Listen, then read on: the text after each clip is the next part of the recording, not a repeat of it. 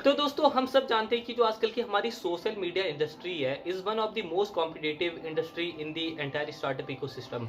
But there was one company that started in this pandemic लगभग एक साल पहले मार्च 2020 में स्टार्ट हुई थी and today become one of the most viral and fastest growing social media platform in this planet.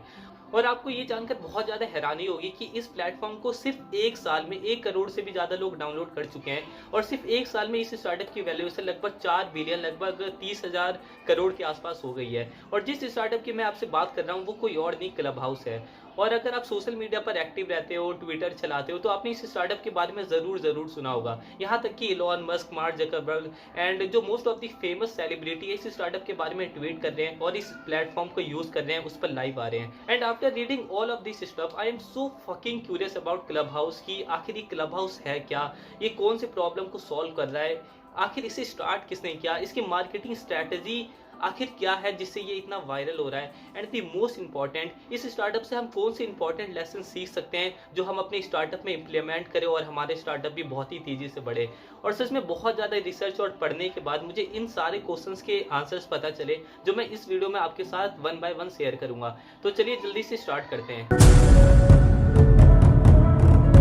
तो दोस्तों ये पूरी कहानी 2019 में स्टार्ट होती है जब इस स्टार्टअप के फाउंडर पॉल डेविडसन और रोहन सेठ आपस में पहली बार मिलते हैं और कुछ समय मिलने के बाद इनमें अच्छी दोस्ती हो जाती है। और फिर एक समय ऐसा आता है कि जब ये पहली बार क्लब हाउस के आइडिया को डिस्कस करते हैं, ये दोनों रियलाइज करते हैं कि जो आजकल के सोशल मीडिया प्लेटफॉर्म है लाइक फेसबुक, इंस्टाग्राम, टिकटॉक और जो बहुत सारे प्लेटफॉर्म है जो सोशल मीडिया प्लेटफॉर्म है, ये पूरे तरीके से फेक पीपल्स और इन्फ्लुएंसर से भरा पड़ा हुआ है, जहाँ पर वो ऐसी फोटोज और वीडियोज अपलोड करते हैं जहाँ पर उनका रियलिटी से कुछ लेना ही देना नहीं है। मतलब हजारों फिल्टर लगा देंगे, एडिटिंग कर देंगे, हजारों में से एक फोटो को चूज करेंगे और बहुत सारी चीजें जो आजकल के सोशल मीडिया को बिल्कुल बेकार बनाते हैं। और मैं सारे क्रिएटर्स को बेकार नहीं बोल रहा, बहुत सारे अच्छे क्रिएटर भी हैं जो अच्छे कंटेंट अपलोड करते हैं।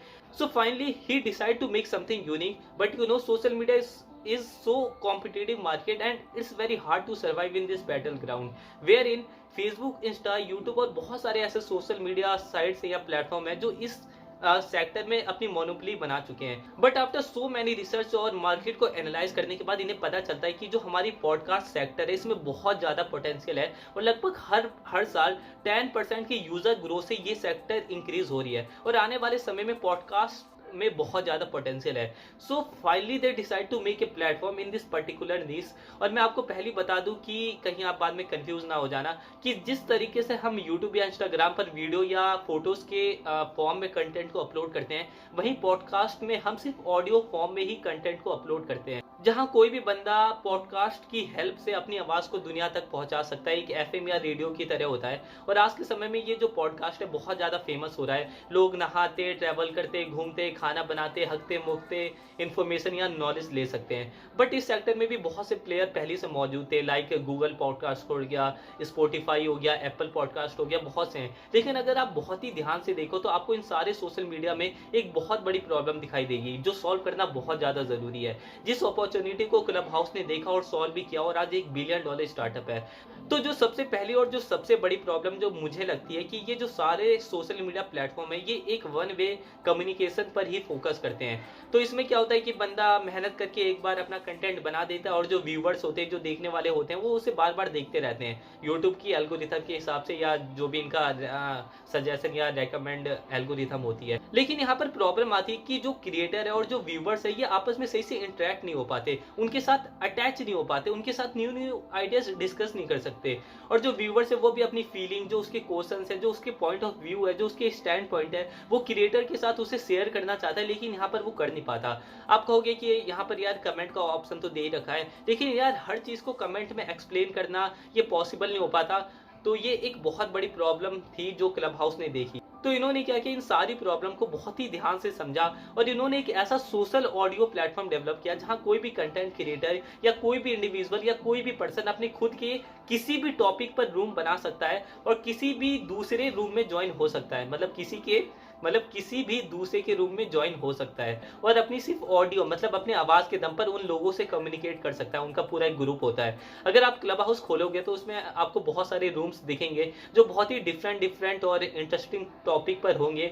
जैसे कोई स्टार्टअप पर होगा, कोई बिजनेस पर होगा, कोई स्टॉक मार्केट पर होगा, जिसे आप ज्वाइन कर सकते हो और डिफरेंट डिफरेंट लोगों से कम्युनिकेट कर सकते हो और नए लोगों को जान पहचान सकते हो, उनके साथ अपने स्टैंड पॉइंट या जो भी आप शेयर करना चाहते हो या जो भी आपके क्वेश्चन है आप उनके साथ शेयर कर सकते हो और उनके आंसर आपको मिल जाएंगे।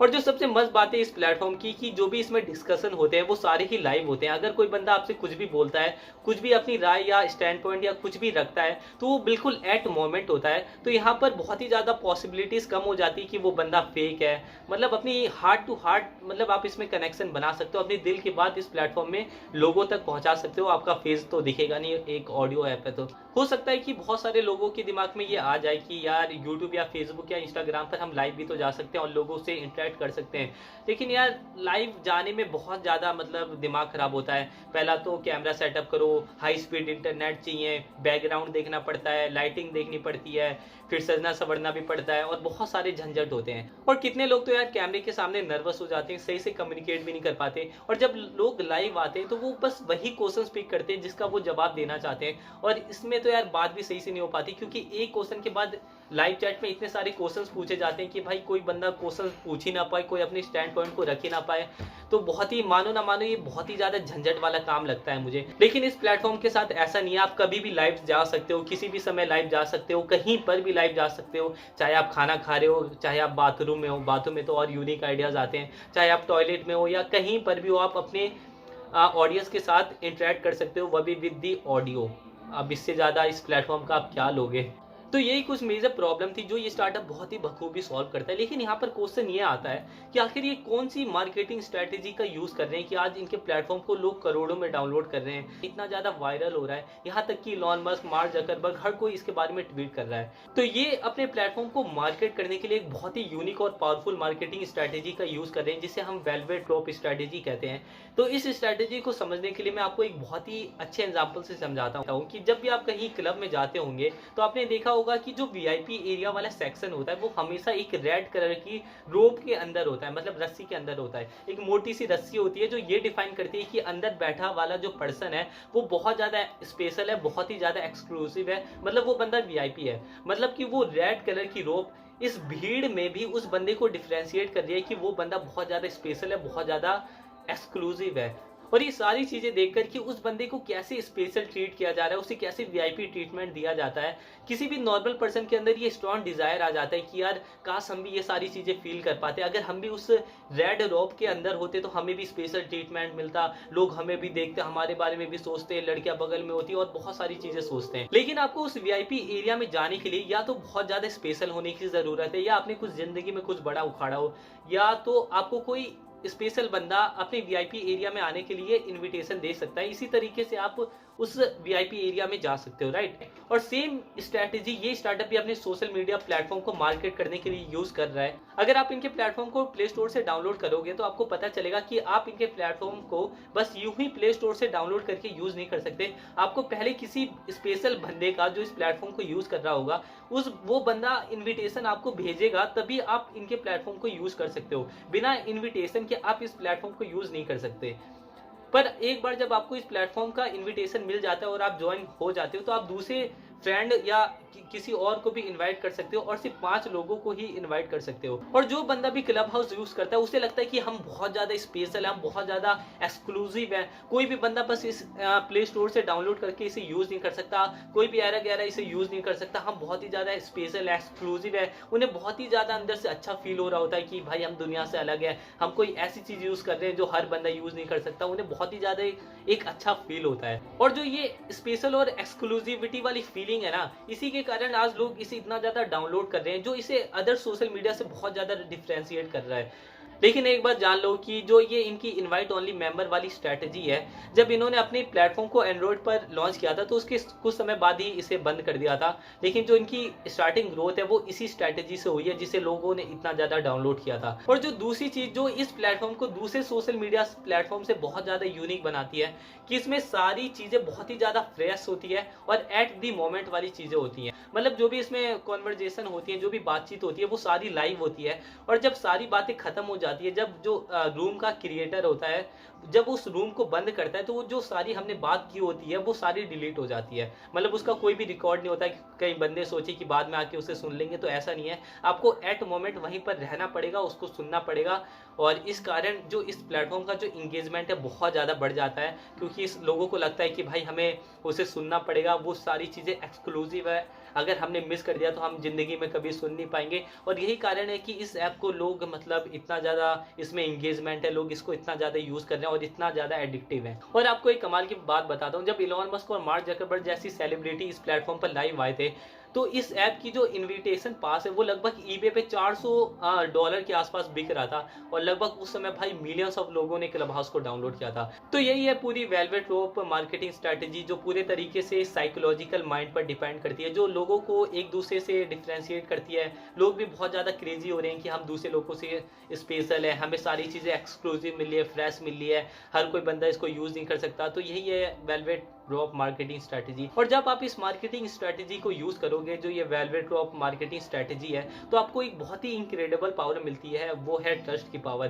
क्योंकि जब एक फ्रेंड दूसरे फ्रेंड को कोई ऐप सजेस्ट करता है या उसे इन्वाइट करता है, तो इस प्लेटफॉर्म के प्रति उस बंदे का जो ट्रस्ट होता है वो बहुत ज़्यादा हो जाता है। क्योंकि यार कोई 11-11 बंदा थोड़ी इन्वाइट कर रहा है या सजेस्ट कर रहा है, उसका दोस्त कर रहा है, तो इस पे ट्रस्ट का जो पूरा प्रोसेस है ये बहुत ज़्यादा बढ़ जाता है। तो भाई मैं तो इस स्ट्रैटेजी को अपने स्टार्टअप में जरूर यूज़ करूंगा, और हो सके तो आप भी यूज़ करना। आप चाहो तो इंटरनेट पे इस स्ट्रैटेजी के बारे में और पढ़ सकते हो कि आपको थोड़ी और डीप अंडरस्टैंडिंग हो जाए।